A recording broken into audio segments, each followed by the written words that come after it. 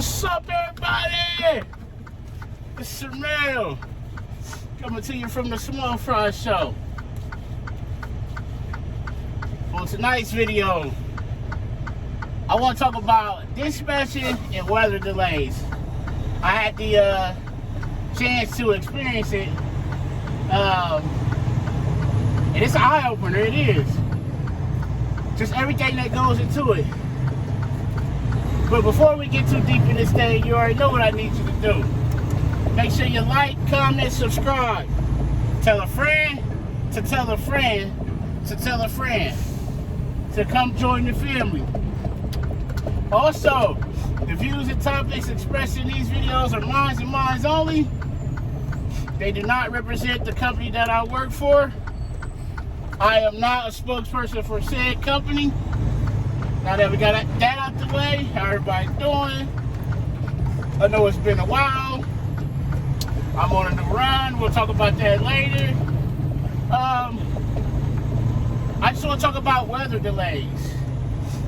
It's something that happens, and I feel like no matter where you are in the country, as far as terminal-wise, it's something that you will eventually experience. And let's just break down what a weather delay is. It can be obviously some weather related, but it can be high winds, it can be snow, ice, any of those things that are going to affect the normal operation of a terminal and freight. And so, I had the pleasure of filling in the office there for a couple nights and dispatching, and one of the nights we had a weather delay, and it's eye-opening, but it's good to see that on a level of a driver, because if you're strictly just a driver, you may not ever see what it takes to go into making those decisions and weather delaying the loads and contacting everybody. So it's a situation of wind. That night it was a situation of high wind. It was like 60 to 70 mile an hour winds. And so being in Ohio, one thing that we're dealing with is Pennsylvania and New York. You got the lake effect snow up on the lake, and you also got the turnpike. So one thing that I've noticed is if they're calling for, it don't even have to be a lot of snow. 3-4 inches. What Pennsylvania Turnpike is doing in like the New York Thruway and up on 90 in Pennsylvania, they're putting a travel ban in for doubles. They don't want them loaded or empty. Even if you're loaded, they're saying no loaded tandem trailers, no empty tandem trailers. And so therefore, right then and there, once that starts, you can't be on the road because it's illegal to be on the road at that point. And so once that happens, boom, all those loads that are either going in that area or coming out, they are put on a weather delay. They are put on hold until, at that point, if the state comes out and puts that ban in, it's on hold until the state lifts that ban. If it's a decision by the terminal, it'll be on hold until they say, hey, it's safe for us to continue. So once that decision is made to say, yes, hey, we're going to hold them, now you have to go down the list and call everybody that's affected and say, hey, your run is canceled, go ahead and stay home. And you're talking about a break terminal. My terminal, for example, you may be contacting 70, 80 drivers between the three of us, and now we're calling to get everybody, hey, but not only are we calling these people to tell them to stay home, the phone is ringing. Everybody wants to know what's going on with the weather, rightfully so. And so therefore, when it kicks off, it kicks off. So I was able to see that and experience that on a level that I've never even thought I would be able to see. I've always heard them talk about it on my end, coming in and say, yeah, the weather, and they got pretty hectic and things like that. And so being in there to take the phone calls and make, and to call the people and, go in the system and weather delay the lows. That was all a good experience in itself to see as a driver, and I'm thankful for that.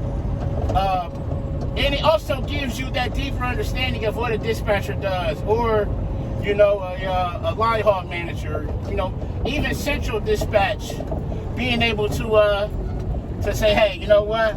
Let's go ahead and call it. Let's go ahead and pull it. We're gonna shut it down because we don't want to put anybody in jeopardy, of the weather.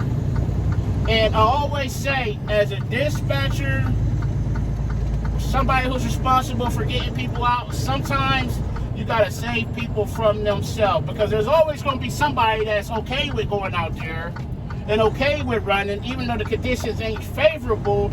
And sometimes you got to be able to say, no, we're going to hold it, nobody's working. That roundabout, what I like to do, it's not bad out here at nighttime because I'm the only one out here. What I like to do is take both lanes and put my flashers on. That keeps people from getting in the side of you. Because if you try to maintain one lane in that roundabout, these trucks are gonna have to go over somewhere. But also, you gotta make it to where nobody gonna get on the side of you. Because if you give them a little bit, they gonna take it. So you gotta get out there and force them to not take it and not get up the side of you. So that's why I put my flashers on and I took both lanes there through the roundabout. I split the lanes enough to where nobody can get on either side of me. But back to the weather delay.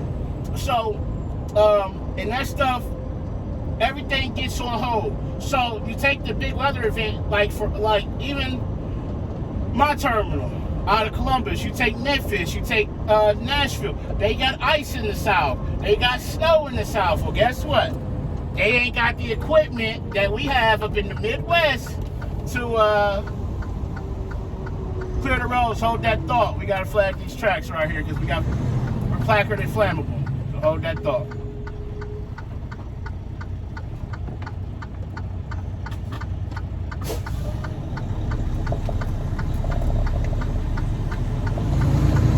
So what I do, I flag the tracks. What I do is, I'm in the automatic. I put it in manual mode to keep it from shifting across the tracks. Because if you shift across the tracks, if you was taking a state test, they will fail you. Right there on the spot. Because they don't want you to miss a gear and get hung up, and they don't want you to try to shift the gear and drop the drive shaft. They'll fail you automatically. You turn around, you go back, you're done. So they got ice in the south, snow in the south, and it got cold, and it stayed cold for like a week. So some of those terminals in the south was closed for a week because they didn't have the equipment to clear the roads off, and it was just too dangerous. So everything gets bottlenecked at that point until the weather gets back favorable, and then it'll break free. So that's what happened. Everything was weather delayed, and it finally broke free, and we were slammed through the weekend. I mean, we were slammed, but that's from everything being stuck and not being able to move. And once it did, these companies opened up, shipped stuff, and boom, it all broke loose. So, but just being able to see that, and you call in other terminals, and you say, hey, you guys are not running, right? And terminals are calling you and sending emails and saying, hey, we're not running tonight. The weather, you got guys that are calling in saying, hey, my meet guy's going to be off. Am I going?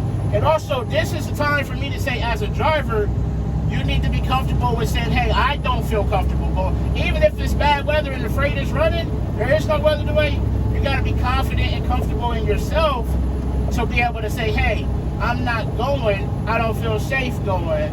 And I would say this to anybody: if a company is trying to force you to run or guilt trip you into running and you don't feel safe and the weather's bad, you might want to think about that company. And if you want to work for that company, and also you might want to think about if you're comfortable as a driver, because if we're being honest, every time it snows in Entry 2, you can't call off, especially if you live in a snow area, because you're going to have more call-offs than what you know what to do with, and your job's going to be in jeopardy anyway. Sometimes driving just ain't for everybody. If you don't like the snowy weather and stuff like that, I can deal with the snow. I don't like dealing with the ice. I don't like dealing with the fog. That's me. And so, but I never really felt stressed in that moment. I never really felt stressed.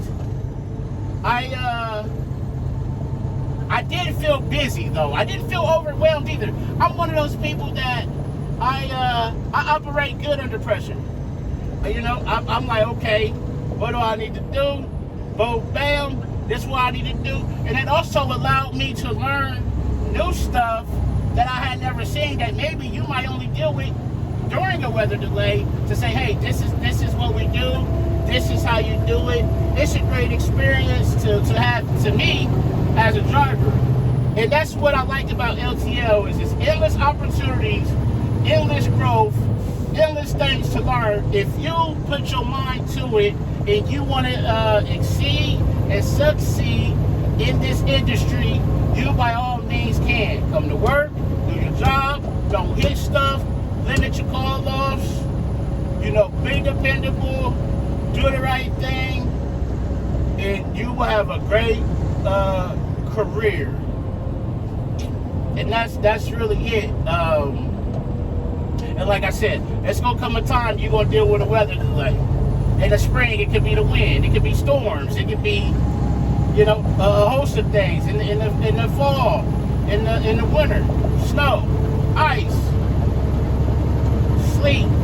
You know, those things will cause a weather delay. And even if it doesn't, you know, you may need to communicate with your meat driver. Hey, man, I'm gonna be off, man. I ain't coming. You know, okay, cool. Or they may say, hey, I ain't coming, man. You know, or how, you know, what you feel? How you feel? You feel okay? You know, y'all. That you just gotta communicate with each other and with your terminal.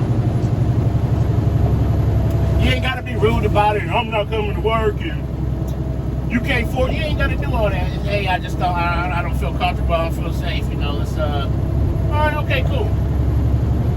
And that's it. You know, make that decision within yourself. Don't rely on the company to make the decision. Just be confident in your abilities as a driver. I know my limit.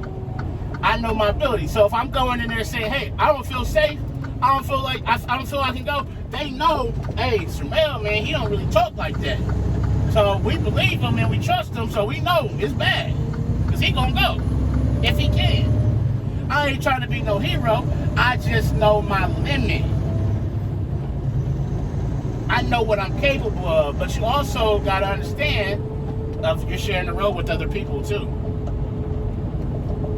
So that's just something that happened, and I was like, man, I want to make a video just talking about a weather delay and what is a weather delay, what causes it, you know, and just the process of going through making that decision. It may be, you know, 4 or 5 people called and they want to turn around, and they like, all right, man, we don't want to get nobody else out here and have them turn around, so let's just go ahead and call it.